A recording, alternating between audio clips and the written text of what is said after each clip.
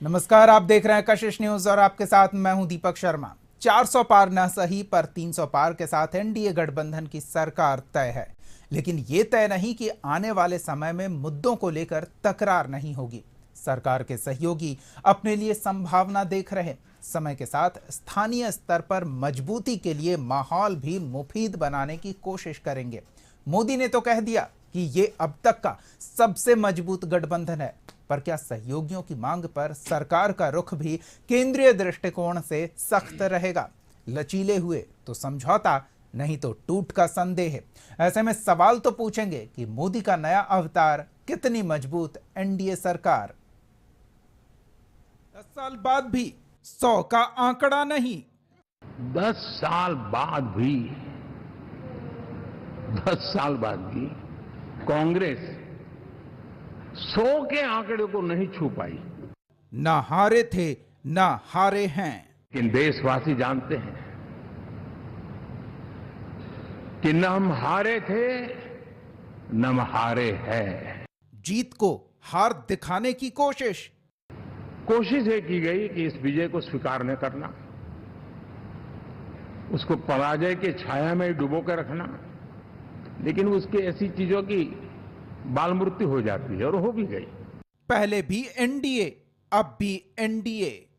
अब किसी भी बालक को पूछो कि भाई लोकसभा के चुनाव के पहले सरकार किसकी थी, तो कहेगा एनडीए। 24 के नतीजों के बाद सरकार किसकी बनी? एनडीए। तो हारे कहां से भाई?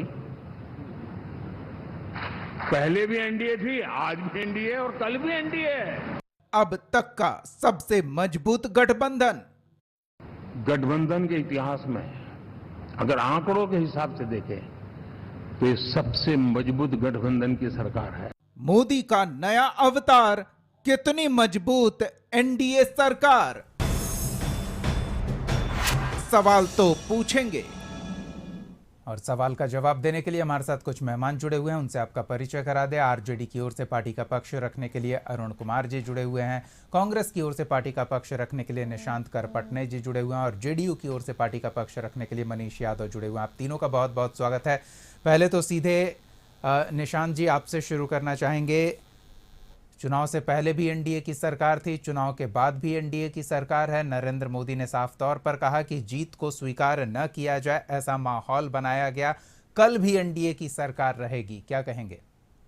देखिए, ये तो कहने की बात है कि एनडीए की सरकार थी और एनडीए की सरकार है, लेकिन अगर आप पिछली सरकारों की प्रकृति देखें, जिसे नाम के लिए तो कहते हैं कि एनडीए की सरकार थी, जिस तरीके से बीजेपी अपना वर्चस्व चला रही थी, जिस तरीके से बिना सहयोगियों से बात किए हुए जिस प्रकार की रिपोर्टें छन के आती थीं और जैसी मीडिया में सूचनाएं थीं कि न किसी से कंसल्टेशन, न कोई निगोसिएशन, वन फाइन मॉर्निंग कोई भी डिसीजन को, चाहे वो नोटबंदी का मामला हो या फिर कोई और भी मसला हो, अचानक से इसको घोषित कर देना।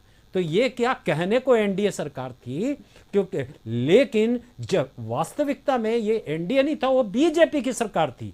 और आज के डेट में इनको बैसाखियों की जरूरत है और ये बैसाखियों पर चल रहे दो बैसाखियों, एन फैक्टर बहुत बड़ा है। इन दो बैसाखियों के सहारे चल रही सरकार है, एक कमजोर सरकार है और एक कमजोर सरकार देश हित में कितना निर्णय ले सकती है, इस पर बिल्कुल किसी को भी संदेह हो सकता है। और आने वाले समय में आप देखेंगे कि ये सरकार कितनी कमजोर है, इसके सारे लक्षण और इसके सारे सिम्टम्स आप लोगों के सामने होंगे और पब्लिक में ये बिल्कुल विजिबल होगा कि क्या सच में ये सरकार कैसी है। ये तो कहने की बात है, सारी बातें कॉस्मेटिक हैं, वास्तविकता नहीं है। चलिए, तो कॉस्मेटिक है, वास्तविकता नहीं है। अरुण जी के पास चलते हैं और उनकी राय भी जान लेते हैं, क्या कहना है इस मुद्दे पर। अरुण जी, प्रधानमंत्री नरेंद्र मोदी चुनाव से पहले कह रहे थे विपक्ष का सफाया हो जाएगा, वो तो नहीं हुआ, लेकिन आज हमने नीतीश कुमार को सुना, वो कह रहे हैं कि अगले बार विपक्ष का सफाया हो जाएगा। एनडीए मजबूती के साथ सरकार में वापसी करने में कामयाब रही और आगे कामयाबी का ये सिलसिला जारी रहेगा। देखिए, ये तो आने वाला समय बताएगा कि क्या होगा, लेकिन वर्तमान में जो 2024 के लोकसभा चुनाव में जनादेश आया, निश्चित रूप से भारतीय जनता पार्टी और नरेंद्र मोदी जी को खारिज करने का काम। आपने देखा 303 सीट से कहां ला के खड़ा कर दिया दीपक जी। और आप अगर देखेंगे 100 सीट 1000 के अंतर से भारतीय जनता पार्टी जीती है चुनाव। 30 सीट 500 वोट के अंतर से चुनाव जीती है। मतलब 130 उसको माइनस कर दीजिए, मैंने हारते हारते 130 सीट बची है। तो आप समझ सकते हैं।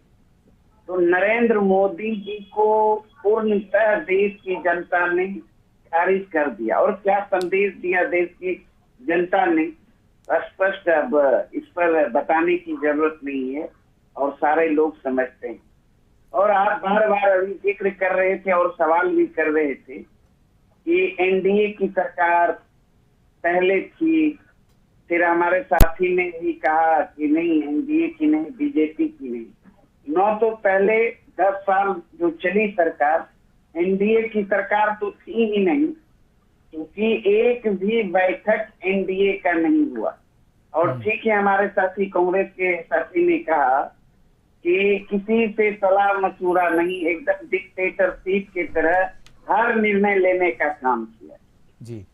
और वो बीजेपी की भी सरकार नहीं थी, सिर्फ और सिर्फ तानाशाह नरेंद्र मोदी जी की सरकार थी। और जिसको इस बार देश की जनता ने सबक सिखाया है, उन तानाशाहों को करारा तमाचा गाल पे देने का काम किया है। और आज आपने देखा होगा बैठक में मोदी मोदी मोदी बंद हो गया। इससे पहले 10 साल तक कहीं भी किसी भी मीटिंग में सिर्फ मोदी मोदी मोदी, मोदी का गारंटी, मोदी का घोषणा पत्र, बीजेपी का भी नहीं। तो ये देश के लिए शुभ संकेत है और यही हम लोगों का देश की जनता चाहती थी और हम लोगों का भी यही एजेंडा था कि लोकतंत्र, जो लोकतांत्रिक तरीके से सारा चीज होना चाहिए। संविधान सुरक्षा की बात कर रहे थे, लोकतंत्र सुरक्षित की बात कर रहे थे, सारे जो सवाल थे महंगाई, बेरोजगारी, अग्निवीर, तो आपने देखा सारे सवालों पर जनता ने मोहर लगाया। और चलिए, विपक्ष की बात तो हमने सुन ली है, अब बारी है सत्ता पक्ष की। विपक्ष खेमे ने गंभीर आरोप लगाए हैं और अंदेशा जताया कि एनडीए की सरकार कार्यकाल पूरा नहीं कर पाएगी। जनता ने तो सबक सिखा दिया है, अब सहयोगी साथ कितना देंगे ये सवाल है। हम सीधे मेहमानों के पास चलते हैं। मनीष जी, क्षेत्रीय महत्वाकांक्षा हावी नहीं होगी, कोई ऐसा मुद्दा नहीं आएगा जिस पर मनमुटाव हो, इसकी क्या गारंटी ली जाए? देखिए, सबसे पहले तो आज आपके चैनल के माध्यम से हम देश के प्रधानमंत्री आदरणीय नरेंद्र मोदी जी को एक बार पुनः एनडीए संसदीय दल के नेता चुने गए, आपके चैनल के माध्यम से हमको शुभकामनाएं और बधाई देते हैं।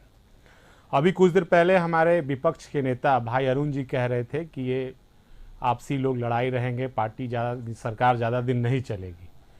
हम उन्हें बताना चाहते हैं कि यहाँ जो बिहार के इनके युवराज हैं भाई तेजस्वी जी, अभी पूरे चुनाव में ये क्या बोल रहे थे हमारे नेता आदरणीय नीतीश कुमार जी के प्रति कि हमारे जो चाचा हैं वो हाईजैक हो गए हैं, 4 जून की बाद इनकी पार्टी नहीं रहेगी। नहीं, ये भी बोल रहे थे 4 के बाद बड़ा फैसला ले सकते हैं। मैं वही उसी पे आ रहा हूं मैं कि 4 जून के बाद इनकी पार्टी नहीं रहेगी, चाचा हाईजैक हो गए हैं, अब उम्र दराज हो गए हैं।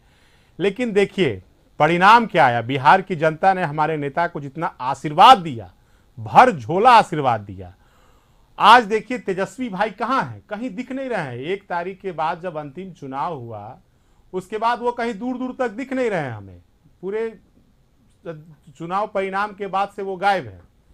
दूसरी बात, जहां तक गठबंधन की बात रही, सरकार बनाने के लिए हमें कितने नंबर की बात होती है? सरकार बनाने के लिए हमें 272 नंबर की आवश्यकता होती है।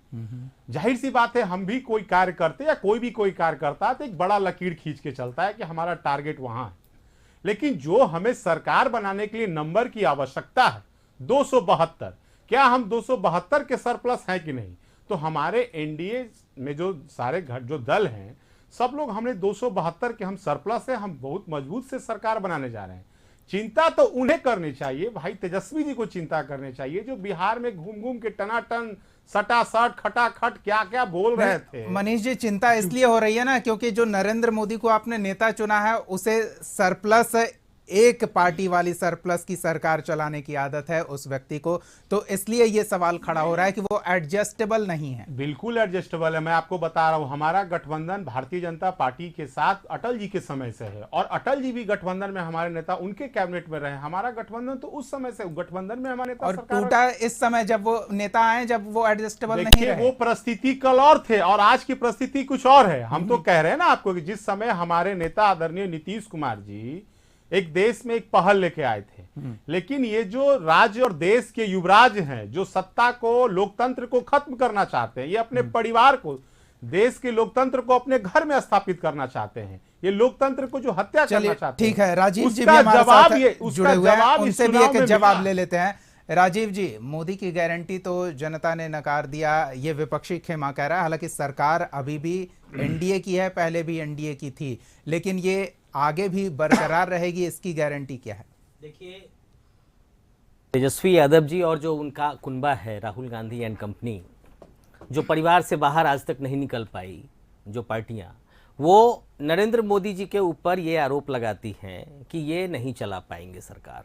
आप समझिए कि 10 वर्षों में जो सरकार ने बड़ी लकीर खींची है, पिछले 10 वर्षों में सरकार ने जो बड़ी लकीर खींची है, उसका देश और दुनिया में डंका बज रहा है। हम लोगों ने ठीक है 400 पार का लक्ष्य रखा था, किसी कारण से हमारा वो 400 पार नहीं आया। लक्ष्य हमेशा रखना चाहिए, ठीक कहा छोटे भाई मनीष ने कि लक्ष्य हमेशा बड़ा रखना चाहिए। तो लक्ष्य हमने रखा था, किसी कारण से हम उस लक्ष्य तक नहीं पहुंचे, हम इसकी समीक्षा करेंगे। लेकिन आपके साथी जो हैं उनका भी तो कुछ लक्ष्य होगा, और वो अगर लक्ष्य तक नहीं पहुंचे तो साथ छूट सकता है। नहीं, देखिए मैं बताऊं आपसे कि नीतीश कुमार जी और भारतीय जनता पार्टी के बीच का जो एक्चुअल गठबंधन है वो आज से नहीं है, वर्षों से है। वर्षों का ये गठबंधन है। बीच में किन्हीं कारणों से और अन्य सहयोगियों की भी व्यक्तिगत नहीं, मैं आ रहा हूं उन सब पर भी मैं आ रहा हूं। स्वाभाविक तौर पे आकांक्षाएं और महत्वाकांक्षा राजनीति में होनी ही चाहिए। जिस दिन महत्वाकांक्षाएं खत्म हो जाएंगी उस दिन राजनीति का अर्थ खत्म हो जाएगा। मैं इसका हिमायती हूं, चाहे वो चंद्रबाबू नायडू जी की बात हो या चाहे नीतीश कुमार जी की बात हो। लंबे समय से इन लोगों ने एनडीए का साथ निभाया है। बीच में कतिपय कारणों से नीतीश कुमार जी अलग हुए थे एनडीए से, लेकिन उसका अफसोस उन्हें आज भी है। और उन्होंने लगातार उस पूरे चुनाव का अगर आप देख जाएं तो पूरे चुनाव में उन्होंने हर मंच से ये कहा है कि अब वो इधर उधर नहीं जाएंगे, अब लगातार एनडीए के साथ रहेंगे। आप समझिए, जनता ने भी मैंडेट दिया था 2019 के अंदर, और अच्छी सरकार चल रही है। 14 से 19 अच्छी सरकार चली, 19 से 24 अच्छी सरकार चली, और पुनः वही टीम। ठीक है, नंबर हमारा कम है, नंबर पिछले बार से कम है, सीटें कम अपेक्षा से कम आई हैं, सीटें कम नहीं आई हैं। इस चीज को मैं बार बार कह रहा हूं कि सीटें अपेक्षाकृत कम आई हैं, सीटें कम नहीं आई हैं। हमारी सीटें इतनी हैं कि हम अच्छे से सरकार और मजबूत सरकार चला सके। इसमें आप किनकी योग्यता पे, आपका किनके सहयोग हम के भावना पे पे ना, करीब 20 ऐसे केंद्रीय कैबिनेट के सहयोगी थे जिन्हें जनता ने नकार दिया है। देखिए, मैंने कहा ना, एंटी इनकम्बेंसी एक फैक्टर होता है चुनावों के अंदर। हम इसकी समीक्षा करेंगे। इस पर मुझे नहीं लगता है कि अभी इस पर कोई बयान देना, थोड़ी सी ये अभी जल्दबाजी हो जाएगी। ठीक है, तो चुनाव हम के ये दरमियान मानकर चलें कि आप इस भरोसे में हैं कि ये भरोसा अगले 5 साल तक सहयोगियों का बरकरार रहेगा। निशांत जी की प्रतिक्रिया ले लेते हैं। निशांत जी क्या कहेंगे?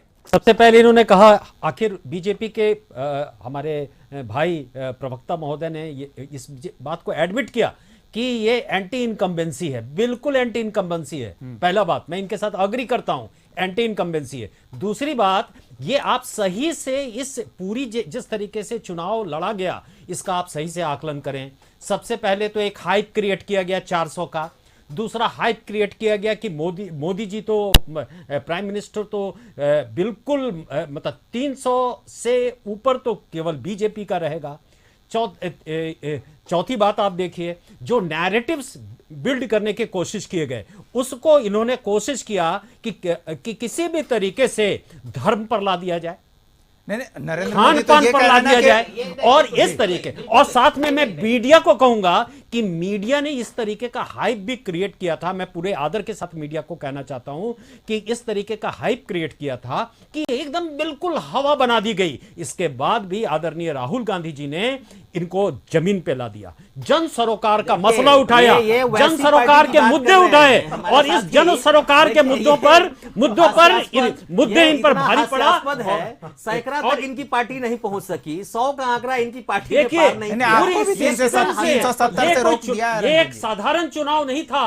ये इस चुनाव में कांग्रेस इंडिया गठबंधन को पूरी एक सिस्टम से, केवल हमारा एनडीए के खिलाफ अभियान नहीं था, एक जो डिफरेंट इंस्टीट्यूशंस में और जो जैसे कहते हैं अर्ध क्वासी जुडिशियल संस्थाएं भी जो होती हैं, सबके अंदर में जिस प्रकार से संघियों का घुसपैठ इस 10 सालों में हुआ और उस संघीय विचारधारा के खिलाफ और देश गंगा यमुनी तहजीब के लिए हम लोगों ने जिस बड़ी लड़ाई लड़ी और जनता का हमें आशीर्वाद मिला। अरुण जी, क्या जनता का रुख, जनता का मिजाज समझ पाएगी एनडीए सरकार? देखिए, जनता का मिजाज लंबे समय से एनडीए समझ रही है। ठीक है राजीव जी, हम अरुण जी की एक प्रतिक्रिया ले लेते हैं। अरुण जी। दीपक जी, एनडीए को तो समझना ही है, समझनी तो लगी भारतीय जनता पार्टी, नरेंद्र मोदी जी को समझ में आ गया। आज एनडीए की जो बैठक थी, कहीं से सुने, मैं तो पहले भी कहा, एक ही नारा गूंजता था, मोदी मोदी मोदी। जनता ने तो मुंह पे लगाम लगा दिया। चलिए, हम वक्त का अभाव है अरुण जी, वक्त का आज अभाव है। एक आखिरी प्रतिक्रिया राजीव जी की हम आते हैं। मनीष जी आपके पास भी।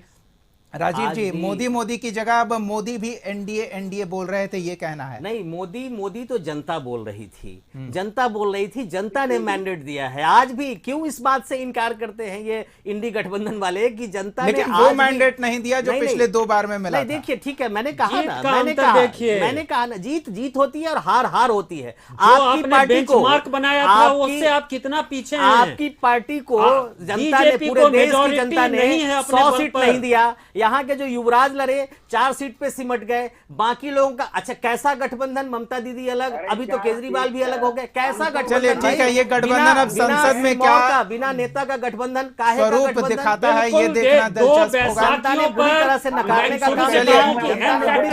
मनीष जी एकदम संक्षेप में आपकी बात। मनीष जी एकदम संक्षेप में। देखिए, जहां तक नंबर की बात है, मैं तो आपको बार बार कह रहा हूं कि सरकार बनाने के लिए 272 का आंकड़ा चाहिए और 272 एनडीए गठबंधन ने स्पष्ट पा लिया।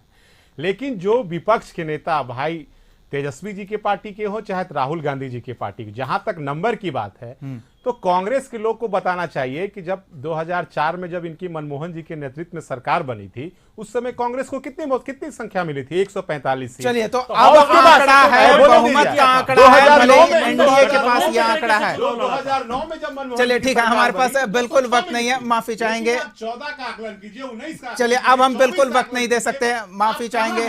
बहुत बहुत धन्यवाद अरुण जी, राजीव रंजन जी, निशांत करपटने जी और हमारे साथ जुड़े मनीष यादव जी, आपका समय देने के लिए, इस चर्चा में शामिल होने के लिए। तो अब आंकड़े हैं, बहुमत के आंकड़े हैं, भले बीजेपी को अकेले नहीं लेकिन एनडीए को आंकड़े हैं, और इसलिए कोई आकलन लगाने की आवश्यकता नहीं है। देखते हैं आगे क्या होता है। नजर बनी रहेगी सरकार पर, सरकार के गतिविधियों पर और विपक्ष की व्यवस्था पर। सवाल तो पूछेंगे, मैं अगले एपिसोड में एक और सवाल के साथ हाजिर होंगे। फिलहाल के लिए इतना ही। देखते रहिए कशिश न्यूज।